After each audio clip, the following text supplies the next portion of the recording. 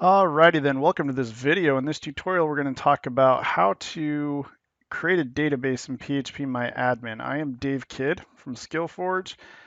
This video is just going to show you how to create this database and then create a little script in PHP to connect to it. The first thing you're going to want is this thing called XAMPP. It is this all-in-one package that gives you everything you need to be able to run databases in PHP and things of that sort. PHP is a server-side language. So like JavaScript and HTML, you can just write that on your computer and test it from the browser, but PHP doesn't work that way. You got to have an environment that supports and can run PHP. So XAMPP is one of the many packages out there.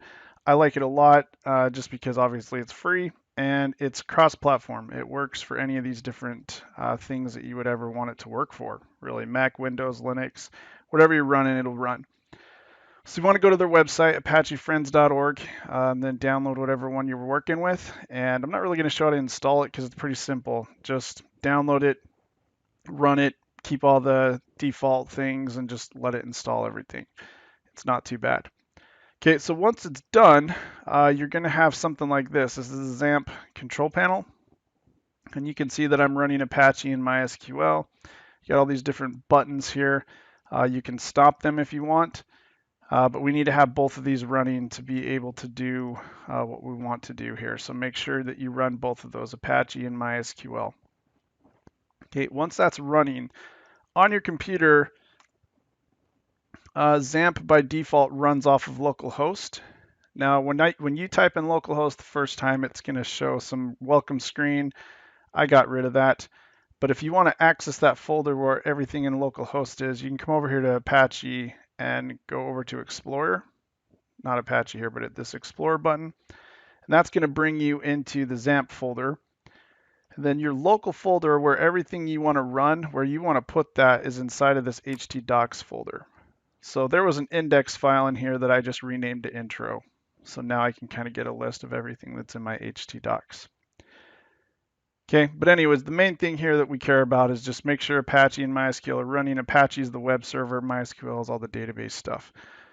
So we want to create a database. So the way we do that is we need to access phpMyAdmin, which comes with XAMPP. So there's two ways you can do that. On the MySQL, you can click on admin, and that's going to take you out to it. Or you can just type that in, localhost/phpMyAdmin. First time you log in, root is not going to have a password. It'll put root in there. Don't put in a password and just hit go. I've already thrown and created a password, so I'm going to do that. Once you log in, you can just say change password, and then you can set up a password that way. Now, what we want to do is just create a new database in here. Now, back in the day, you had to use SQL commands. You had to have some sort of command prompt and go in there and type in the commands, and it would do all this behind the scenes. But phpMyAdmin is basically like Windows, like what Windows was for DOS. DOS was a bunch of commands as well. Windows came in with this graphical user interface, changed the world that we live in, right? So it's kind of the same thing here. phpMyAdmin is this graphical user interface for SQL. So I'm in here. We're not going to go over everything, but the main thing I want to do here is click New, and I'm going to create a new database. And I'll just call it some cool database. Okay, now what you create here, you want to remember, because later on to be able to connect to this database and do things with it, you need to remember what you called it. Okay, so I'm going to hit create. Okay, and then you need to think about how many columns you want in this. So the way this works is we have this database here, and databases are made of tables. And inside of those tables, they have rows and columns. So now that we've created the database, now we're creating a table inside of it. And I will call it, I guess, people. And this will be a really simple database. I'm going to get their name and email. That's it. Maybe I want this to be a mailing list database or something. So actually, we're going to have 3 columns, and I'll show you why here in a minute. So we got name and email, and we're going to have a third column that I'm going to call ID, which is going to be a primary key, which we'll talk about here in a few seconds. So I got the table called people, and I have 3 columns in there. And I'll hit go. All right. So the first column I'm going to call ID, and this is going to be auto incrementing. And so I come over here, I'm going to kind of scroll over to this AI section, and I'm going to check that. And when I do that, it says, oh, you want to make this a primary key, and I hit go. And what I've done here basically is just said, okay, this I'm not going to have a lot of control of. Just anytime something gets inserted in the database, it's automatically going to be assigned an ID.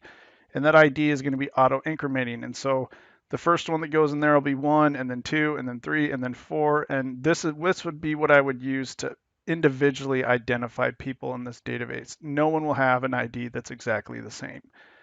And that's why it's that primary key, and the auto incrementing will automatically assign an ID to whatever gets inserted in that database.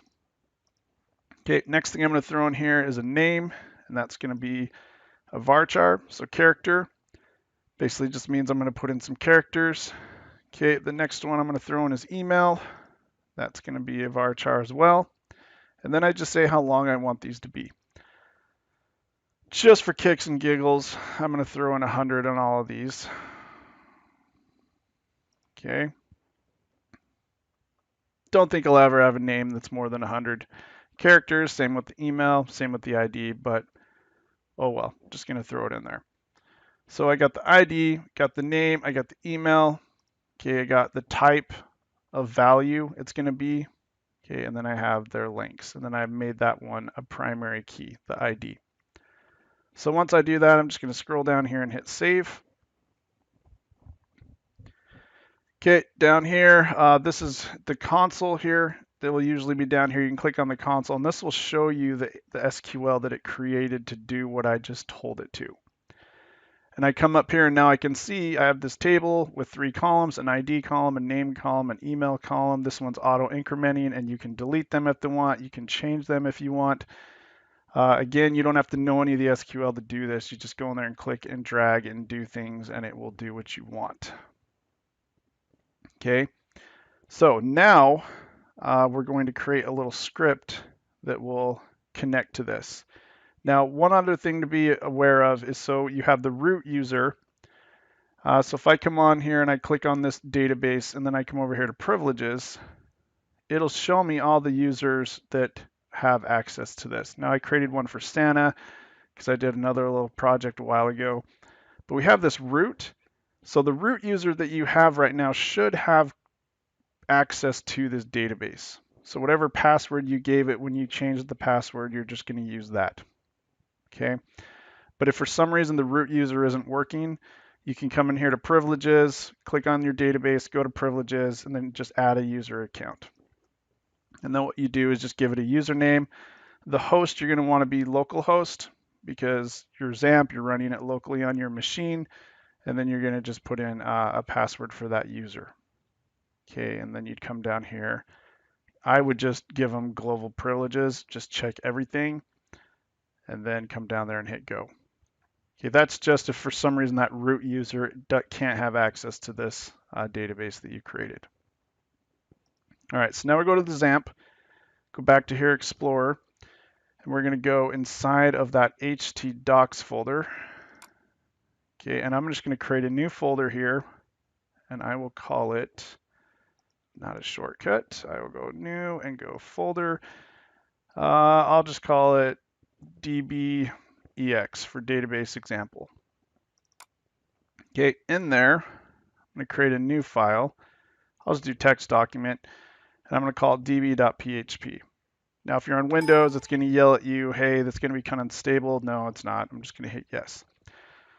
Now, you're going to need some sort of text editor. It can be anything you want. The one I use that I recommend is Brackets. It's really good. It's created by Adobe. It's free. It's cross-platform as well. There's Atom, ATOM. That's a really good one. Notepad++ is good for Windows. I mean, there's a bunch of them out there that are pretty good, but I'm just going to go with Brackets here. So that's going to be the one I'm going to use. So you can see that Brackets is already attaching itself to it. All right, so that comes up. Okay, I don't want this to be split, so I'm going to say no split. Okay, so all I'm going to do is create a PHP script here. Now we're going to use what's called PDO, PHP Data Objects. This is an object-oriented way to access databases. The good thing about PDO is it is compatible with many different types of databases, MySQL, all these other different types. So if you learn how to do PDO and you use PDO, your database scripts are going to be a lot more compatible with all the different types of databases that are out there. Okay, so in PHP, you do variables with the $. Okay, and I go DSN because this is a data source. And we're going to basically tell it where the database is and which database we're going to mess with. So we're going to say MySQL, and the host that we're going to mess with is going to be equal to localhost. Okay, and then we're going to separate that, and we're going to say the database name. Now remember, if you forget, you can always go back. All right, so my database down here, some cool database, some cool DB. So that's what I'm going to use there. Okay, and I don't want the quote there. Okay, so that's what it's going to use to connect to the database, this database object here, the PDO. Okay, and we got to set up a variable. Mine was root, but these are strings or characters or words, so they need to be in quotes. Set up another variable, and I'm going to put in my password in quotes as well. Mine is very secure password, so watch out for that. Okay, and those are the three things that a PHP data object needs to be able to connect to a database. So next thing that we're going to do here is do a try catch block. So we're going to try to connect to the database. If we can't, we're going to catch the error that happens and then print that error out to the page. So what we're going to try is set up a new variable called db, and we're going to set up this new object, this new PDO object, and we're going to give it the connection information that we gave it up there on line 2. We're going to give it the username, and we're going to give it the password. Okay, those are the three things that this object is going to need to be able to try to connect to that database. Okay, and then I'll just throw in here a little echo. Okay, this echo will run if the database connects. Okay, now if it doesn't work, we're going to catch the error, and the error is stored inside of this PDO exception. Okay, and I'm going to store it inside of this variable called e. So PDO exception is this built-in command that just knows, okay, if any errors happen, it's called a PDO exception, and I'm going to save it inside of this e variable. So I'll set up another variable called error message, and then I'm going to use that variable e that would be holding it, and I'm going to use this built-in command called get message. Okay, and then I'm going to exit, in other words, just get out of the whole script.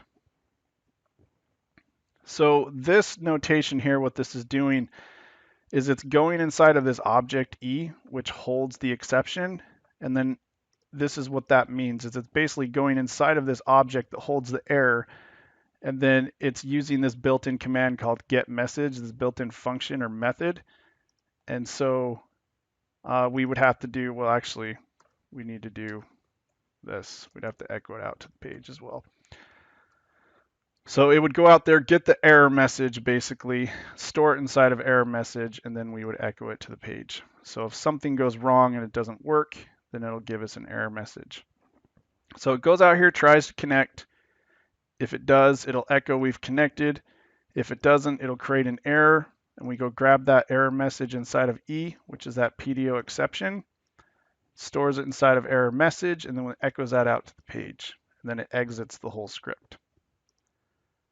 Okay, so the way we can test this now is we just come over here, type in localhost. Localhost will take us inside of htdocs.